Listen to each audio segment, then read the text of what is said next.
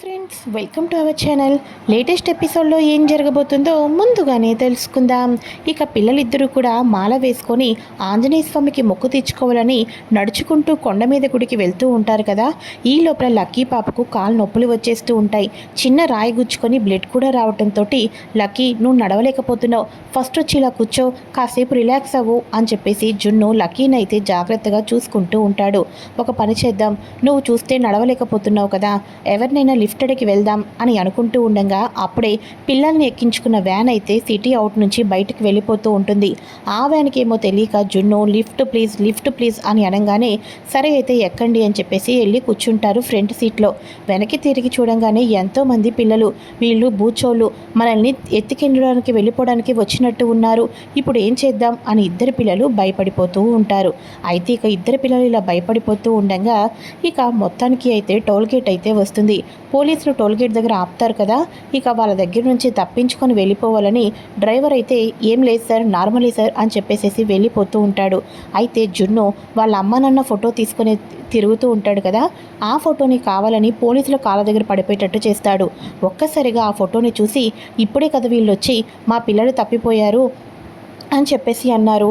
ఇక వెంటనే వాళ్ళకు కాల్ చేసి, సార్ మీరేమో పిల్లలు తప్పిపోయారని పోలీస్ కంప్లైంట్ ఇచ్చారు, ఇప్పుడేమో ఒక వ్యాన్లో పిల్లలు ఈ ఫోటోని కింద పడేశారు, అంటే ఆ వ్యాన్లోనే రౌడీ వాళ్ళు ఉన్నారు, పిల్లల్ని తీసుకొని వెళ్ళిపోయినట్టు ఉన్నారు అని అనగానే అవునా, మేము ఇప్పుడే బయలుదేరుతున్నామని మిత్ర లక్ష్మి ఇద్దరు కూడా పోలీస్ చెప్పిన ఇన్ఫర్మేషన్ ప్రకారం ఆ వ్యాన్ దగ్గరికి అయితే వెళ్తారు. వ్యాన్ దగ్గరికి వెళ్ళడమే కాకుండా ఆ డ్రైవర్ని వెళ్ళనివ్వకోకుండా మిత్ర లక్ష్మిలు ఇద్దరూ కూడా అడ్డుపడతారు. ఇక ఆ డ్రైవర్ని చితక్కొట్టి పిల్లలందరినీ కాపాడుతూ ఉంటారు. అయితే అమ్మో, ఇప్పుడు అమ్మా నాన్న మనల్ని చూసేస్తే మన మొక్కు తీరదు కదా అని చెప్పేసి పిల్లలందరినీ కాపాడే క్రమంలో ఈ ఇద్దరు పిల్లలు మాత్రం మిత్ర కంటికి కానీ లక్ష్మి కంటికి కానీ కనబడకోకుండా అక్కడి నుంచి పరుగు పరుగున అయితే నడుచుకుంటూ కొండగట్టు ఆంజనేయ స్వామి పై దగ్గరకైతే వెళ్ళిపోతారు. అయ్యో అదేంటి మిత్ర గారు, ఎంతోమంది పిల్లల్ని కాపాడగలిగాం కానీ మన పిల్లల్ని మనం కాపాడుకోలేకపోయాం, ఇప్పుడు వాళ్ళు ఎక్కడ ఉన్నారు, ఏం చేస్తున్నారు అని చెప్పేసి లక్ష్మీ మిత్ర కంగారు పడిపోతూ ఉంటారు.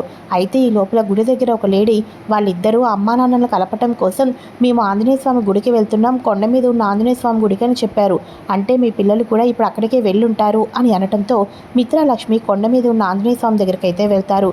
ఈ లోపలే పిల్లలిద్దరూ కూడా అమ్మా నాన్న విడిపోకూడదు, ఎప్పటికీ కలిసిమెలిసి ఉండాలని చెప్పేసి ఆంజనేయ స్వామికి మొక్కు తీర్చుకుంటారు.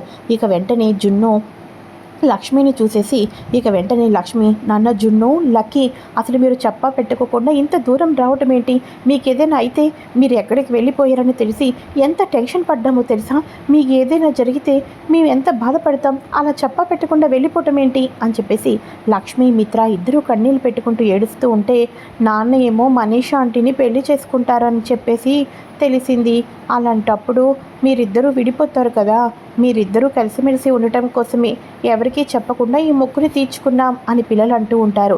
ఇక వెంటనే జున్ను పరుగున వెళ్ళి, నాన్న నాకు ప్రామిస్ చేస్తావా, ఎప్పుడూ కూడా అమ్మని వదిలిపెట్టనని, ఇక మనీషా ఆంటీని పెళ్లి చేసుకున్నానని మాటిస్తావా అని అనగానే ఆ పాటికి మనీషా దేవయాని వాళ్ళు కూడా అక్కడికైతే వచ్చేస్తారు కదా.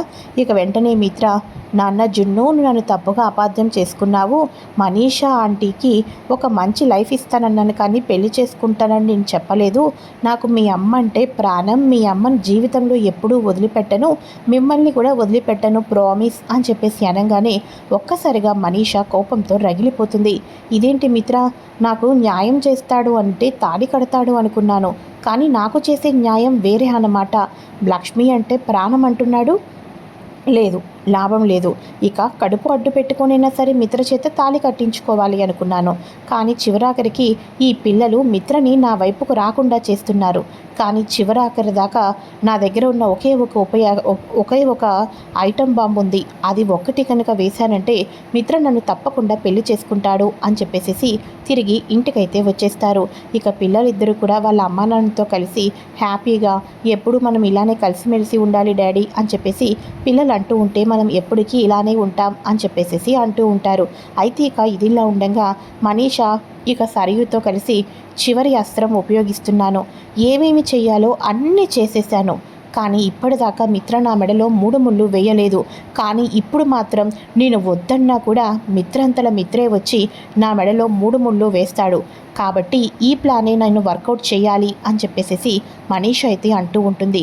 ఏం ప్లాన్ అని చెప్పేసి అనుకుంటూ ఉండగా ఇక వెంటనే మిత్రకైతే ఒక కాల్ అయితే వస్తుంది. మిత్ర, మీ అమ్మగారు కనిపించడం లేదా అని అనగానే, అవును, ఇంతకీ మీరెవరు అని అనగానే, సారీ, అరవింద గారు కనిపించకపోవటం కాదు, అరవింద గారిని మేము కిడ్నాప్ చేశాము. ఇంతకీ కిడ్నాప్ అయిన తర్వాత మీ అమ్మగారిని నేను నా అండర్ గ్రౌండ్లోకి తెచ్చుకున్నాను.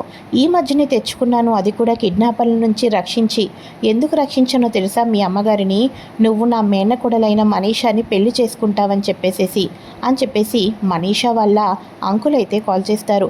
ఏం మాట్లాడుతున్నారు మీరు అని అనగానే, మనీషాకి మంచితనం మానవత్వం ఉన్నాయి కాబట్టి నీ దగ్గర సైలెంట్గా ఉంది, కానీ నాకు అవన్నీ లేవు. కాబట్టి కిడ్నాప్ అయిన అరవింద గారిని నేను తెలివితేటలతోటి రౌడీల బారి నుంచి కాపాడి నీకు అప్పచెప్తాననుకోవద్దు. ఇక నువ్వు నా మేనకొడలు మనీషా మెడలో 3 ముళ్ళు వేశావి అనుకో, మీ అమ్మగారిని ప్రాణాలతో వదిలేస్తాను. లేకుండా నువ్వు కడుపుతో ఉన్న నా మేనకొడలిని మాత్రం పెళ్లి చేసుకోకుండా ఉంటే ఇక నువ్వు మీ అమ్మగారి పేరుని మర్చిపోవలసిందే అని చెప్పేసి మనీషా వల్ల అంకుల్ అయితే కాల్ చేస్తారు. ఇక వెంటనే అంకుల్ కాల్ చేయడంతో ఇక వెంటనే హాల్లోకి వచ్చి మనీషా అని అంటూ ఉంటే, ఏమైంది మిత్ర అని అంటూ ఉంటే, మీ అంకుల్ ఏంటి ఇలా బ్లాక్మెయిల్ చేస్తున్నారు అని అనగానే, అంకుల్ ఇంత పని చేస్తారని నేను అనుకోలేదు. అంకుల్ నేను ఫోన్ చేస్తుంటే లిఫ్ట్ చేయటం లేదు. అంకుల్ ఇంత మోసం చేస్తున్నాడా? నన్ను పెళ్లి చేసుకోకపోతే అరవింద్ ఆంటీని చంపేస్తానంటున్నాడా? మిత్ర, ఇప్పుడు మనం ఏం చేద్దాం?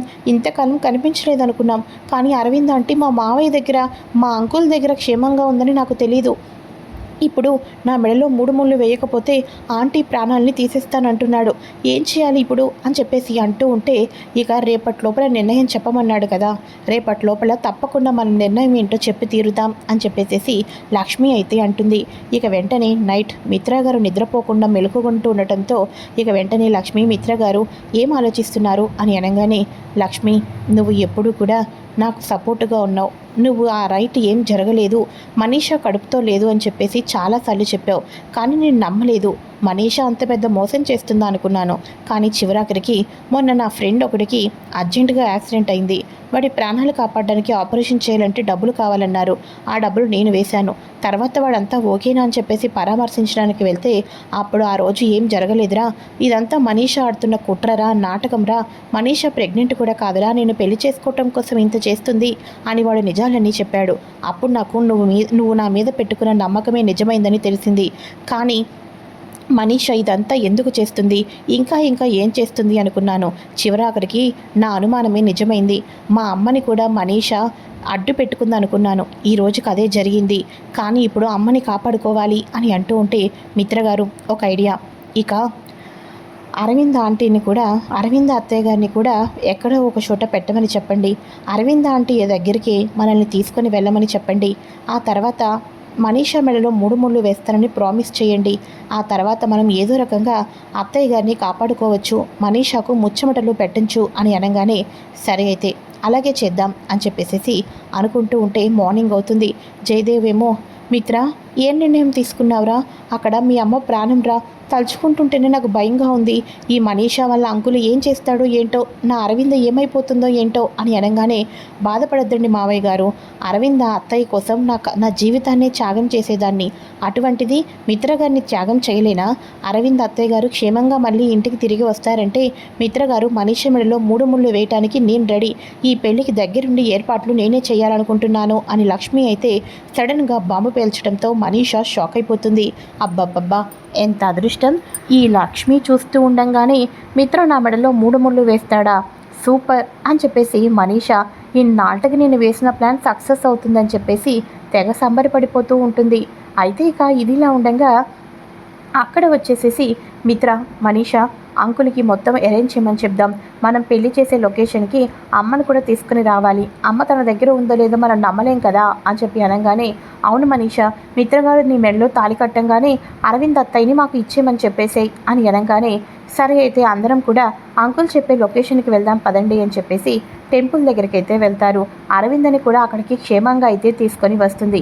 ఇక వెంటనే లక్ష్మి, తెలివితేటలతోటి తన మనుషుల్ని పెట్టించి అరవిందను కాపాడుకొని మిత్ర పెళ్లిని ఆపాలని చెప్పేసి ఎన్నో రకాలుగా అయితే చేస్తూ ఉంటుంది. ఇక మనీషా అంకుల్ వచ్చేసి అరవిందని ఎవరికీ తెలియకోకుండా గుడిలో ఒక రహస్య ప్లేస్లో అయితే దాచిపెడతారు. మిత్ర ఇంకా ఏంటి చూస్తున్నావు, కట్టు, నా మెడలో 3 ముళ్ళు వెయ్యి అని చెప్పేసి అంటూ ఉండగా ఈ లోపల మిత్ర కడుతున్నాను మనీషా, ముహూర్తం వచ్చేసిందా, ముహూర్తం ప్రకారం పెళ్లి చేసుకుంటే మనకే మంచిది, ఎప్పుడూ హ్యాపీగా ఉండొచ్చు అని ఇలా మాటల్లో పెడుతూ ఉంటే లక్ష్మి ఏమో అవతల తన మనుషుల్ని పెట్టించి మొత్తానికి అయితే వెతికిస్తూ ఉంటుంది. ఈ లోపల మనీషా ముహూర్త సమయం అయిపోయింది, నువ్వు కట్టు మిత్ర అని అనగానే మెడలో తాళిబొట్టు కట్టి ముడి వెయ్యాలి అనుకుంటూ ఉండగా ఒక్కసారిగా అరవింద ఆగు మిత్ర అని చెప్పేసి అరుస్తుంది. అరవింద తప్పించుకొని ఇక వెంటనే మనీషా దగ్గరకైతే వస్తుంది. ఇక వెంటనే ఇది నీ మెడలో పసుపు తాడు కాకూడదే, ఈ పసుపు తాడే నీ ఉరితాడు కావాలి, నా కుటుంబాన్ని అడ్డు పెట్టుకొని ఎన్నెన్ని నాటకాలు వేసావు, చివరాఖరికి నన్ను అడ్డు పెట్టుకొని నా కొడుకుని పెళ్లి చేసుకోవాలనుకుంటున్నావా, అది నేను బ్రతికి ఉండగా జరిగిద్దనుకుంటున్నావా అని చెప్పేసి అరవింద్ అయితే మనీషా చెంప పగల కొడుతుంది. ఇక వెంటనే నా కొడుకుకి భార్య లక్ష్మి మాత్రమే, ఈ జన్మకే కాదు 7 జన్మలకి కూడా నా కొడుకుకి భార్య కేవలం లక్ష్మి మాత్రమే, ఇక నువ్వేమీ చేయలేవు, అంతేకాదు ఇక భాస్కర్ని కిడ్నాప్ చేసావు, భాస్కర్ నాతో నిజం చెప్పాడు, ఆ నిజం తెలుసుకొని ఆనందంతో ఇంటికి వస్తూ ఉండగా వీరు నన్ను కిడ్నాప్ చేశారు అని అనగానే భాస్కర్ ఏంటి మమ్మీ అని అంటూ ఉంటే భాస్కర్ ఏంటా, భాస్కరు మన లక్ష్మికి కవల పిల్లలు పుట్టారు, నువ్వు దత్తత తీసుకున్నది ఎవరో బయట వాళ్ళకు పుట్టిన కూతురు కానే కాదు, నీ కన్న కూతుర్నే నువ్వు దత్తత తీసుకున్నావు మిత్ర అని అరవింద చెప్పడంతో ఏంటి మమ్మీ నువ్వు చెప్పేది అని అంటూ ఉంటే అవును మిత్ర, ఈ మనీషా ఇలాంటి కుట్రలు ఎన్నో చేసింది, ఆ తర్వాత డూప్లికేట్ మదర్ వచ్చింది, ఆ మదర్ని రప్పించింది కూడా మనీషానే, అరవింద్ ఇక లక్ష్మి ఇంటి నుంచి వెళ్ళిపోవడానికి కూడా కారణం కూడా అన్నీ ఈ మనీషానే, ఇన్ని కుట్రలు ఇన్ని మోసాలు చేసింది, పోనీలే ఇకనైనా బుద్ధి తెచ్చుకొని పశ్చాత్తాపం పడి బ్రతుకు అని చెప్పేసి పదండి వెళ్దాం అని చెప్పేసి మిత్ర వాళ్ళందరూ కూడా తిరిగి ఆనందంతో అరవిందను తీసుకొని ఇంటికి వెళ్తూ ఉంటారు. అలా అందరూ కూడా ఇంటికి వెళ్తూ ఉండగా మిత్రకైతే ఫోన్ కాల్ వస్తుంది. మిత్రకు ఫోన్ కాల్ వచ్చి కంపెనీలో ఎంతో నష్టం వచ్చింది, కంపెనీ అకౌంట్స్ అన్నీ తారుమారుగా ఉన్నాయి సార్, ఇక ఎంప్లాయీస్కి ఇవ్వవలసిన శాలరీస్ కానీ మొత్తానికి కూడా షేర్లు కానీ అన్నీ కూడా మనీషా మేడం అకౌంట్కి ట్రాన్స్ఫర్ చేసుకున్నారు, ఎన్నో కోట్లు జరిగింది ఇలా అని చెప్పేసి మిత్రకైతే మెసేజ్ ఫోన్ కాల్ అయితే వస్తుంది. ఇక వెంటనే పోలీసులకు ఇన్ఫార్మ్ చేయడంతో పోనీలే వదిలేద్దాం అనుకున్నప్పటికీ కూడా మనీషా ఆగడాలు ఎక్కువైపోతూ ఉంటాయి కదా, అందుకోసం ఇక చివరాఖరకు మిత్ర కంపెనీని కూడా టార్గెట్ చేసి లాస్ చేసిన మనీషాని అయితే బేడీలు వేసి ఈడ్చుకుంటూ పోలీసులు అయితే జైలుకైతే తీసుకొని వెళ్ళిపోతారు. మనీషా గోళ వదిలిపోయింది అని మిత్ర వాళ్ళ మేనత్త కూడా హ్యాపీగా ఫీల్ అవుతుంది. అరవింద నిన్ను చూసి ఎంతకాలం అయ్యిందే, ఆ మనీషాను నమ్మి ఇంటిని పెట్టుకుంటే చివరాఖరకు మనందరినే ముంచాలని చూసింది, కానీ దాని పాపం పండింది, అందుకోసం ఈరోజు అది జైలు పాలు వెలిగింది, ఇక అందరం సంతోషంగా ఉన్నాం, మన కుటుంబానికి పట్టిన గ్రహణం అంతా కూడా ఆ మనీషా రూపంలో తొలగిపోయింది అని అందరూ సంతోషంగా ఉంటారు. అందరూ సంతోషంగా ఉన్నారు, కానీ నేనే ఎట్టి పరిస్థితుల్లోనూ కూడా సంతోషంగా లేను అని దేవయాని అంటూ ఉంటుంది. ఇక వెంటనే ఎందుకు దేవయాని ఎందుకు అలా మాట్లాడుతున్నావు అని అనగానే నేను వివేక్కి మరో పెళ్లి చేయాలనుకుంటున్నాను, విజయవాడ అన్నయ్య కూతురికిచ్చి నా వివేక్కి పెళ్లి చేసి త్వరగా నేను కూడా పిల్లల్ని వాళ్ళకి కనిపించి నేను కూడా నానమ్మని అవ్వాలి అనుకుంటున్నాను అని చెప్పేసి దేవయాని అంటూ ఉంటుంది. పిల్లలు అనేది జీవితంలో దేవుడు ఎప్పుడు ఇస్తే అప్పుడు ఇస్తాడు, నువ్వెందుకు అలా కోరుకుంటున్నావు, అలా అక్కడ జాను తప్పేముంది ఇందులో అని అంటూ ఉంటే అవన్నీ నాకు తెలీదు అని అంటూ ఉండగానే జాను ఒక్కసారిగా కళ్ళు తిరిగిపోయి వామిటింగ్స్ చేసుకొని కళ్ళు తిరిగి పడిపోతుంది. జానుకి ఏమైంది అని వివేక్ కంగారు పడిపోతూ డాక్టర్కి కాల్ చేస్తే డాక్టర్ వచ్చి కంగ్రాచులేషన్స్ మీరు తండ్రి కాబోతున్నారు, జాను నెల తప్పింది అన్న విషయం చెప్పడంతో ఏం దేవయాని ఇప్పుడు కూడా నీ కొడుకుకి మరో పెళ్లి చేయాలనుకుంటున్నావా అని అనగానే ఊరుకో అక్క, ఇప్పుడు ఎందుకు అలా అనుకుంటాను, జాను కూడా నెల తప్పింది కదా, జాను తండ్రి కాబోతుంది, ఇంకా నాకేంటి అడ్డు అని చెప్పేసి దేవయాని కూడా హ్యాపీగా ఫీల్ అయిపోతుంది. మనీషా ఏమో జైల్లో కూర్చొని చిప్పకూడు తింటూ ఉంటుంది. ఇది ఫ్రెండ్స్ లేటెస్ట్ ఎపిసోడ్. మరి నెక్స్ట్ ఏం జరగబోతుందో కూడా తెలుసుకోవాలి అనుకుంటే ఛానల్ని సబ్స్క్రైబ్ చేసుకొని పక్కనే ఉన్న బెల్ ఐకాన్ని క్లిక్ చేసి